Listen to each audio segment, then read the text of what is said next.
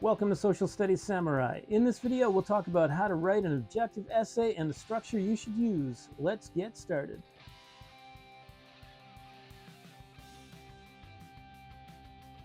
Okay, everybody, this is how to write a well-structured and objective essay, and we'll use history as our subject area for a sample. So in the video, we're going to talk about why this is important. We will talk about MYP, individuals and societies, criteria, and ATLs that are pretty closely connected to writing any essay. And we'll talk about essay structure and look at samples as we look at each section. So why do people do this essay writing thing? Well, especially scholars and academics, they learn how to do what they do through the research process and by writing essays and opinion articles in newspapers and things like that. And by doing that, they learn to create or formulate and defend a logical, convincing argument or an opinion on key problems, issues, debates, questions, and that kind of thing. The more you do this, the better you get at it. So why should you do this? In the context of writing history essays, basically it helps you understand historical events, but also how they impact us today. Maybe they don't always directly or even indirectly, but it helps you understand how the world is today and it makes you smarter. We learn to analyze information, evaluate sources, and create and propose arguments. And you can showcase your understanding of all of that stuff, plus concepts, theories, and methods. And by methods, I mean how historians do their work, how economists do their work, how political scientists do their work. And ultimately, you can develop clear, focused, well-structured pieces of writing. In this case, it's an essay. And we can preserve our past. And not just the past of a place where we live or our group of people. That stuff is important, but the human past. We get a sense of identity as humans by understanding the human story. So here's some relevant MYP criteria. Here's some examples. I think they cut across really any topic you might do for MYP individuals and societies, and essentially social studies. So criterion A, knowing and understanding, using a wide range of terminology in context. So you're using history words the right way for the right style of writing. And you demonstrate knowledge and understanding of subject-specific content, which could be history or economics or political science and civics, and the concepts through giving descriptions and explanations and examples that are well developed. Now for criterion C, communicating, you communicate information and ideas effectively, and you're using appropriate format or an appropriate style and for the audience and the purpose. In this case, it's an essay. And you also structure information ideas in a way that is appropriate for a specified format. So this is a 5-paragraph essay, and for the main body paragraphs, we're using Peel, sometimes called Teal. And here are some examples of relevant approaches to learning, the wonderful ATLs. So for communication, you make inferences and you draw conclusions. You use and interpret a range of discipline-specific terms. We're talking about history in this video, and you write for different purposes. You structure information in summaries, essays, and reports, and in this case, we're talking about essays. And information literacy skills. You access information so you are informed, and you can inform others through your essay. You present information in a variety of formats and platforms. This format is an essay. And you locate, organize, analyze, evaluate, synthesize, and ethically use information from a variety of sources, because you need a lot of sources for your essay and you have to use all of these skills to do that. And in terms of critical thinking, you evaluate evidence and arguments that you're going to put in your essay, and you draw out conclusions that are reasonable, maybe generalizations, of course, for your conclusion. So essays essentially have 3 parts. The introduction is the part that sets the context of the essay. It tells the reader what's coming up, what this is going to be about. The main body, this is the place where you give your facts, your details, your evidence, your explanations, arguments. This is where you elaborate on, the big ideas that you're going to talk about. And with evaluation, you might actually be evaluating your sources. How far can we trust it? And of course, there's the conclusion. And what this does is summarize your main points or your arguments, or maybe it answers the question or makes a judgment on the topic you've been talking about. Now, I want to emphasize a couple of things. The introduction is your first impression, so put time into it. You want it to be well structured. And that goes for the conclusion. The conclusion is your last impression, so don't just quickly throw it together. Really think about writing a good conclusion. So these are the main parts of the introduction for your essay. You're going to want to have background context. Some people call it a hook. Basically, for a history essay, you're giving the historical background, and it should be relatively broad and in one sentence. Then you give your topic sentence. You're going to introduce the topic you're focusing on, so you're getting narrower, and this should be a little broad somewhat, but also very focused on your topic, and it should be one sentence. Then you present your main points. This is the longest part of your introduction. You're going to list your main points, which are your big ideas. Use the same order in the main body paragraphs that you have in your introduction. Don't give specific details, no evidence, no explanations, or anything like that. And it should be 2 or 3 sentences. This depends on the length of your essay. 3 main body paragraphs means you're going to present 3 main points. It depends on the points that you're going to make.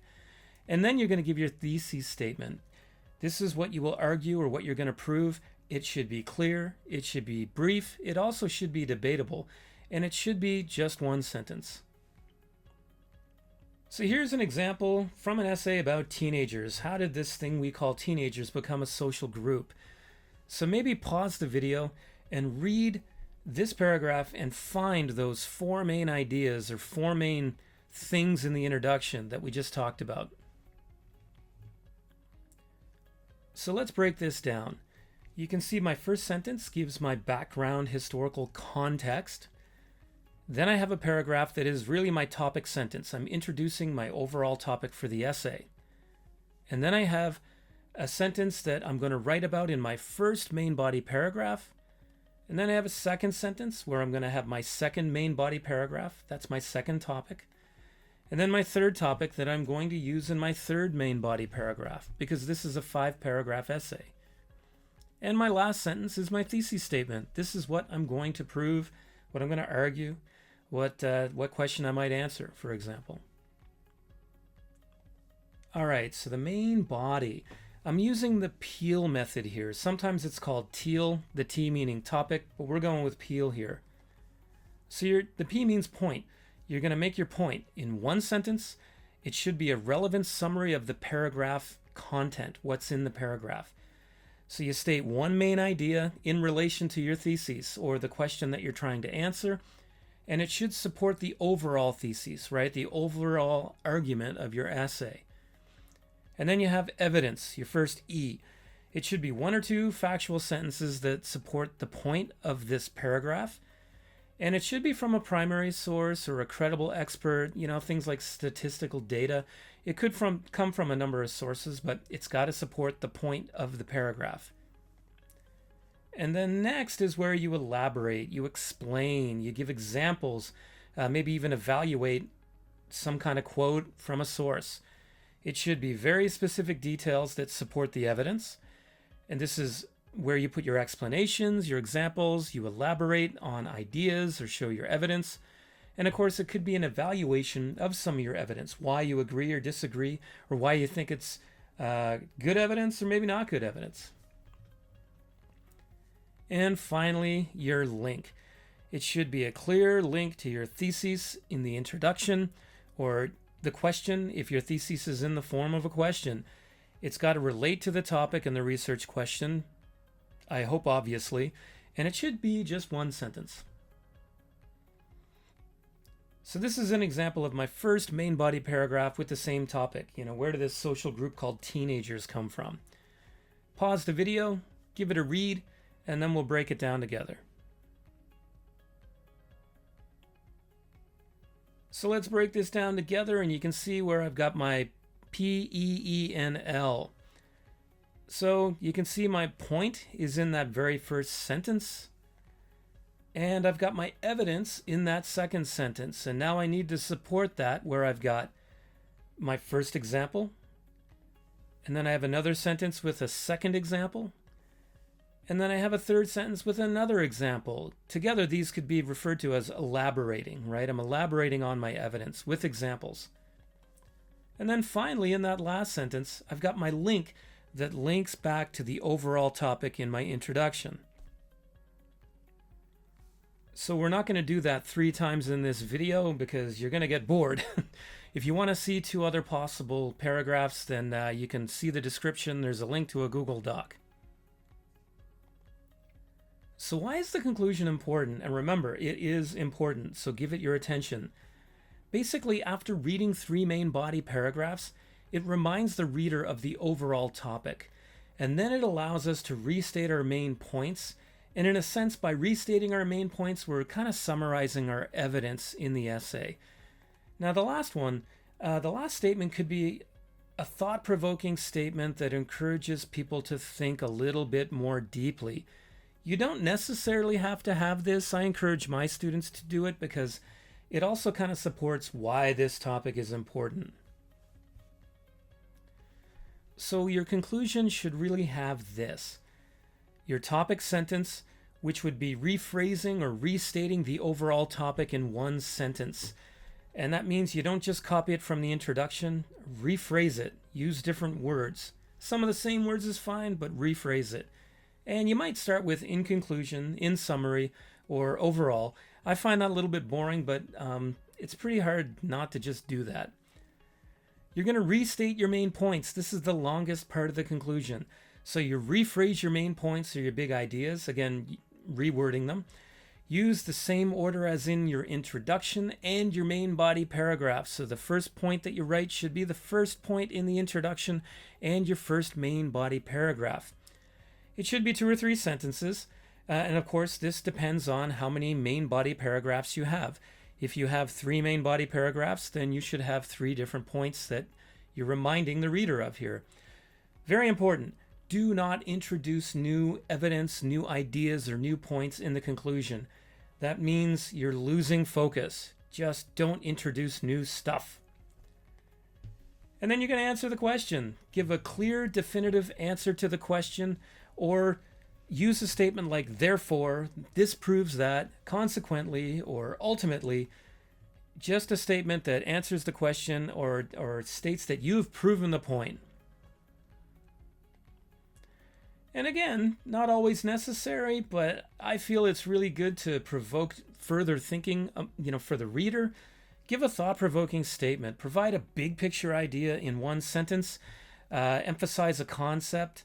Maybe give a call to action. You should do this because, further implications, why this is really a challenge in history. Maybe throw out another question to the reader. And so here's an example of the conclusion. Again, same topic. Where did this social group called teenagers come from? Pause the video, find the different parts of the conclusion, and then we'll deconstruct it together.